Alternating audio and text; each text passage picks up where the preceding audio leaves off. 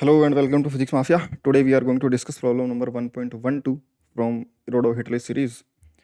इस प्रॉब्लम में हमें दे रखा है कि 3 points are located at the vertices of an equilateral triangle whose sides equal A. देखो, एक इक्विलैटरल ट्रायंगल है जिसकी साइड लेंथ जो है वो ए है ना। उसके तीनों वर्टिसेस पर 3 पार्टिकल सिचुएटेड हैं। They all start moving simultaneously with velocity v constant in modulus. जो स्पीड वी है जो जिससे वो चलते हैं वो तीनों सेम स्पीड वी से चलते हैं, जो कांस्टेंट भी रहती है समय के साथ वो speed. With the first point heading continuously for the second for the third and the third for the first. यानी कि पहला पार्टिकल हमेशा सेकंड की तरफ हेड करता है, सेकंड हमेशा थर्ड की तरफ और थर्ड हमेशा फर्स्ट की तरफ, हमेशा एक दूसरे की तरफ ऐसे हेड करते हुए और चलते हैं। और पूछा कि how soon will the points converge, कितने समय बाद ये पॉइंट्स कन्वर्ज कर जाएंगे। ध्यान से सुनो, अगर ये तीनों हमेशा एक दूसरे की तरफ कन्वर्ज होते हुए मतलब कि एक दूसरे की तरफ दौड़ते हैं, तो मान लो किसी इंस्टेंट पर ये पार्टिकल यहाँ पर आ गया और ये पार्टिकल यहाँ पर आ गया और ये पार्टिकल यहाँ पर आ गया, क्योंकि वो उसकी तरफ देखता हुआ चल रहा था। तो छोटा डिस्प्लेसमेंट मानो, क्योंकि यहाँ पर आने के बाद में अगर ये यहाँ पर आ चुका तो ये लगातार ऐसे नहीं चल सकता, क्योंकि फिर तो इसकी तरफ रहा ही नहीं, फिर तो इसके पहले इधर चला गया।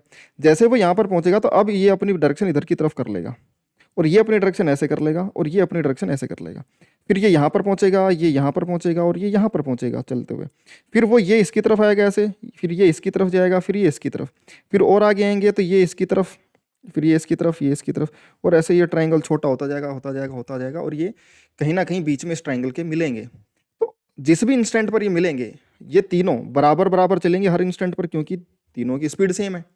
तो ये अगर dx चला तो ये भी dx चलेगा, ये भी dx चलेगा। अब dx dx कम आ गया तो ये एक ट्रायंगल जो बना ये भी तो एक इक्विलैटरल ट्रायंगल ही बना। फिर से ये जो ट्रायंगल बनेगा किसी भी इंस्टेंट पर, ये किसी भी पाथ पर रहेंगे तो लगातार ये एक दूसरे की तरफ मुड़ते मुड़ते कुछ इस कर्ड पाथ पर चलेंगे। ये इस कर्ड पाथ पर चलेगा, ये इस कर्ड पाथ पर चलेगा, और इस कर्ड पाथ पर जहां पर ये अगर यहाँ पर है तो ये यहाँ पर होगा, यहाँ पर होगा। ये जो ट्रायंगल बनेगा ये एक इक्विलैटरल ट्रायंगल ही बनेगा, क्योंकि तीनों सिमेट्रिक तरीके से चलते हुए आ रहे हैं। तो तीनों के बीच का सेपरेशन तीनों से बराबर बराबर घटेगा।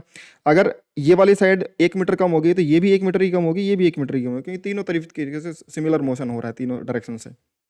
तो हमेशा ये जो भी चाहे कितने ही छोटे ट्रायंगल पर मिल रहे हों, इनको ज्वाइन करने वाला किसी भी इंस्टेंट पर चाहे कितना ही छोटा ट्रायंगल बन रहा हो वो एक इक्विलैटरल ट्रायंगल होगा। उसकी साइड लेंथ कम होती जाएगी, क्योंकि वो पास आ रहे हैं एक दूसरे के, तो अप्रोच कर रहे हैं तो वो साइड तो छोटी होनी ही है। यानी कि किसी भी इंस्टेंट पर वो जो एंगल रहेगा इनके बीच का ट्रायंगल का वो 60 डिग्री रहने वाला है। ये इसका मेन कंसेप्ट है। समझ में आ गई बात। इसको फिर से हम 2 मेथड से करेंगे। एक फंडामेंटल मेथड जहां से ये मेथड ड्राइव होके आया, जो हम अप्रोच वगैरह मेथड लगाते हैं वो, पर पहले हम देख लेते हैं कि वो मेथड क्या है ना, उस मेथड से कैसे सोल्व होता है, वो कहाँ से आया वो सेकंड मेथड में देखेंगे। ठीक है, सबसे पहले क्योंकि ये मोशन जो है particle always form equilateral triangle and finally meet at the point which is identically symmetric from all 3 points. भाई तीनों से हमेशा सिमेट्रिक, तीनों पार्टिकल तीनों वर्टिसेस हमेशा सिमेट्रिक रहते हैं किसी एक पॉइंट से, और हमेशा एक इक्विलैटरल ट्रायंगल बनाते हैं तो वो सेंट्रोइड हो सकता है। सेंट्रोइड के अबाउट हमेशा सिमेट्रिक रहेंगे तीनों पार्टिकल कहीं ना कहीं, और वहीं पर आकर के मिल सकते हैं, क्योंकि एक ऐसे पॉइंट पर मिलेंगे जहाँ जो पॉइंट तीनों से ही सिमेट्रिक हो, क्योंकि तीनों का सिमेट्रिक मोशन होना है एक जैसा। अगर यहाँ पर मिलेंगे तो ये कम चलेगा, ये ज़्यादा चलेंगे, ये तो फिर गलत चीज़ होगी। चलेंगे तो तीनों बराबर बराबर, क्योंकि हमेशा एक ही जैसा मोशन कर रहे हैं तीनों एक दूसरे की तरफ। तो बिल्कुल एग्जैक्ट सिमेट्रिक पॉइंट सेंट्रोइड पर मिलेंगे। ठीक है, यही एक पॉसिबल पॉइंट हो सकता था। तो सेंट्रोइड ऑफ द ट्रायंगल यहाँ पर मिलेंगे। अब मिलेंगे कैसे, सोल्व कैसे करेंगे? भाई देखो, किसी भी इंस्टेंट पर अगर ये एक ट्रायंगल पर ही रहते हैं तो हमेशा ये इसकी तरफ वेलोसिटी v से आएगा और ये इधर की तरफ वेलोसिटी v से जाएगा। तो ये दोनों, इन दोनों की आपस में एक दूसरे की तरफ आने की स्पीड क्या होगी? तो ये तो पूरा पूरा हमेशा इसी की तरफ आएगा, लेकिन ये इसकी तरफ जाएगा ना v स्पीड से, तो ये v स्पीड से तो इसकी तरफ जा रहा है, लेकिन v का कोस 60 डिग्री कॉम्पोनेंट, इन दोनों को अगर मैं देखूंगा इसको और इसको, तो ये दोनों पार्टिकल्स एक दूसरे की तरफ, ये स्पीड v से आएगा इसकी तरफ और v कोस 60 डिग्री से आएगा, हमेशा v कोस थीटा से। किसी भी इंस्टेंट पर कोई भी ट्रायंगल बनेगा तो ये तो हमेशा v से ही रहेगा और ये इधर जा रहा होगा v से, v का कोस 60 डिग्री कॉम्पोनेंट हमेशा इसकी तरफ आएगा। यानी कि ये दोनों हमेशा एक दूसरे की तरफ v plus v cos theta इतनी स्पीड से हमेशा एक दूसरे की तरफ आते हुए रहेंगे किसी भी ट्रायंगल पर जब होंगे।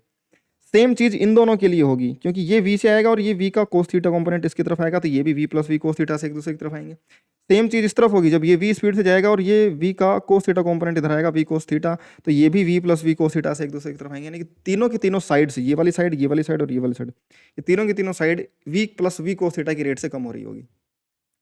तो वेलोसिटी अगर मैं देखूं, as all the particles will always form an equilateral triangle their velocity of approach towards each other will remain same. तीनों की एक दूसरे की तरफ जो वेलोसिटी ऑफ अप्रोच रहेगी कितनी रहेगी, एक v से आएगा और दूसरे वाला उसकी तरफ v cos थीटा से आएगा, तो v plus v cos theta यानी कि v plus v cos 60 v plus v/2 cos 60 की वैल्यू 1/2, यानी कि हमेशा कोई भी पेयर उठा कर देखोगे 3v/2 से एक दूसरे की तरफ आएगा, ये पेयर भी 3v/2 से एक दूसरे की तरफ आएगा, ये भी और ये भी, तीनों पेयर एक दूसरे की तरफ v/2 3v/2 की तरफ से चल रहे होंगे। डिस्टेंस कितनी है इनिशियली उन दोनों के बीच में, किन्हीं भी दो पार्टिकल्स के बीच में डिस्टेंस a थी और हमेशा ही ये डिस्टेंस कम जरूर हुई है लेकिन अप्रोच वेलोसिटी उतनी है, फिर से कम हो जाएगी डिस्टेंस, फिर से कम हो जाएगी डिस्टेंस, फिर से, लेकिन अप्रोच की वेलोसिटी उतनी रहेगी। तो ये डिस्टेंस a जो था, इस डिस्टेंस a को लगातार इसी 3v/2 की स्पीड से कम कर रहे होंगे, क्योंकि दो पार्टिकल हमेशा कितनी स्पीड से एक दूसरे की तरफ आ रहे हैं 3v/2 से, तो वो जो इनिशियल डिस्टेंस a था उसको कम करने का रेट हमेशा 3v/2 है। तो जो डिस्टेंस ऑफ अप्रोच ए है उसको इस अप्रोच की वेलोसिटी से कम किया जा रहा है, तो कितने टाइम में ये डिस्टेंस जीरो हो जाएगा, कितने टाइम में ये approach velocity approach distance cover करी जा सकती है। तो टाइम लिखा किस कैसे जाएगा, डिस्टेंस ऑफ अप्रोच कितनी डिस्टेंस को अप्रोच करना और किस वेलोसिटी से वो अप्रोच कर रहे हैं उस डिस्टेंस को, ए डिस्टेंस उन दोनों के बीच में और वो कवर कर रहे हैं उसको 3v/2 की रिलेटिव स्पीड से एक दूसरे की तरफ, तो टाइम कितना लगेगा 2a अपॉन में 3v, distance of approach upon में speed of velocity of approach. ठीक है, एक साइड इतने टाइम में जीरो हो जाएगी तो सारी साइड, तीनों साइड इतने टाइम में जीरो हो जाएंगी और वो मिलेंगे कहां पर उस समय, सेंट्रोइड पर।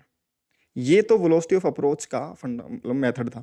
ये फंडामेंटली डिराइव कहां से हुआ होगा, वो है मेथड नंबर 2, कि कोई भी वेलोसिटी ऑफ अप्रोच और वेलोसिटी ऑफ सेपरेशन का जो डिस्टेंस ऑफ सेपरेशन जो है, वेलोसिटी ऑफ अप्रोच जो है, ये सब कंसेप्ट डिराइव कहाँ से हुए, क्योंकि बेसिक फंडामेंटली जो कैलकुलेशन होती है, छोटी एलिमेंट्री कैलकुलेशन, वो कैलकुलस से होती है। तो हम किसी भी इंस्टेंट पर हमें, क्योंकि ये पता है, देखो मेथड सेकंड में हम इसको ड्राइव करेंगे कि कैसे आया, कि किसी भी इंस्टेंट पर हमें ये तो पता ही है कि ये एक इक्विलेटरल ट्रायंगल पर रहेंगे और हमेशा एक दूसरे की तरफ v स्पीड चलेंगे। जब यहाँ पर ये होगा तो ये इस तरीके से v स्पीड से एक दूसरे की तरफ चलेंगे। किसी भी इंस्टेंट पर ये दोनों, किसी भी इंस्टेंट पर मान लो इन दोनों के बीच की, ये पार्टिकल उठा लिए दो, इन दोनों के बीच में सेपरेशन मान लो वो L है और ये इसकी तरफ v से आएगा और ये 60 डिग्री पर v से जाएगा तो इसकी तरफ v cos थीटा से आएगा। तो किस वेलोसिटी से अप्रोच करेंगे, वो करेंगे v plus we cos theta से। इस स्पीड से हमेशा दोनों एक दूसरे की तरफ आ रहे हैं। जिस स्पीड से एक दूसरे की तरफ आएंगे उस स्पीड से ही तो ये L कम होगा, जो भी इनके बीच का सेपरेशन होगा। तो इस L को कम करने का रेट ही तो भाई, डिस्टेंस को बढ़ाने का रेट या कम करने का रेट ही तो वेलोसिटी है। तो अगर डिस्टेंस बढ़ रही होगी, दोनों दूर जा रहे होंगे, तब तो वेलोसिटी ऑफ सेपरेशन बन जाएगा, और अगर पास आ रहे होंगे एक दूसरे के, डिस्टेंस कम हो रही है तो वेलोसिटी ऑफ अप्रोच बन जाती है। तो ये वेलोसिटी ऑफ अप्रोच है क्योंकि ये L कम हो रहा है।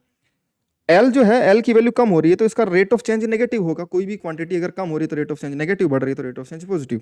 तो L अगर कम हो रहा है तो dl/dt जो है वो नेगेटिव होगा। तो माइनस का dl/dt वो इस magnitude v plus we cos theta की स्पीड के बराबर होगा। L के कम होने का rate minus dl/dt v plus we cos theta के बराबर होगा। अब dt को उधर भेज दिया, dl को इधर रखा, dl equal to v common ले लिया 1 प्लस cos थीटा dt। अब ये वाली सारी चीजें तो कांस्टेंट है भाई, स्पीड भी दोनों की सेम है हमेशा, और एंगल भी इन दोनों को ज्वाइन करने वाली लाइन के, ये तो हमेशा उसी लाइन के अलोंग चलेगा और ये हमेशा उस लाइन के 60 डिग्री पर चलेगा। ये एंगल थीटा भी सेम है। अगर ये v और थीटा टाइम के साथ बदल रहे होते तो इंटीग्रेशन में वो भी इंक्लूड होते हैं, टाइम का फंक्शन, बट क्योंकि ये कांस्टेंट है तो इंटीग्रेशन से बाहर निकाला जा सकता है। इधर तो सिंपल dt का इंटीग्रेशन होगा, इधर dl का इंटीग्रेशन, तो माइनस dl का इंटीग्रेशन L, और इसकी लिमिट क्या होगी, dl की लिमिट L, इनिशियली दोनों के बीच का सेपरेशन a था और फाइनल जब मिल जाएंगे तो सेपरेशन 0 हो जाएगा। तो वो a से 0 equal to v into 1 plus cos theta into dt का इंटीग्रेशन, वो टाइम t लग गया उस प्रोसेस में। तो अब upper limit 0 minus lower limit minus A, और ये बाहर का माइनस ये था ही, ये माइनस मल्टीप्लाई होगा प्लस ए बन जाएगा, और टी कितना बन जाएगा A upon V 1 plus cos theta. ये सेम आंसर है जो यहाँ से आ रहा था। डिस्टेंस ऑफ अप्रोच और डिस्टेंस ऑफ वेलोसिटी, ये v plus we cos theta ही था। यहाँ पर जब हम रखेंगे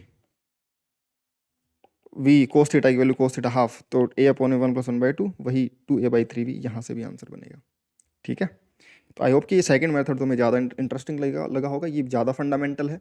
हाँ, हालांकि हमें जब करना होगा तो हम इस तरीके से इंटीग्रल फॉर्मेट कभी नहीं बनाएंगे, जब हमें पता है कि कंसेप्ट ऐसा ही अप्रोच और सेपरेशन का यही रहना है। तो हमने जो मेथड 1 करा था डायरेक्टली हम उसी को अप्रोच करेंगे, बट वो आया कहाँ से, उसका पर्पज, उसका जो बेस है या फिर फंडामेंटल है वो ये मेथड है।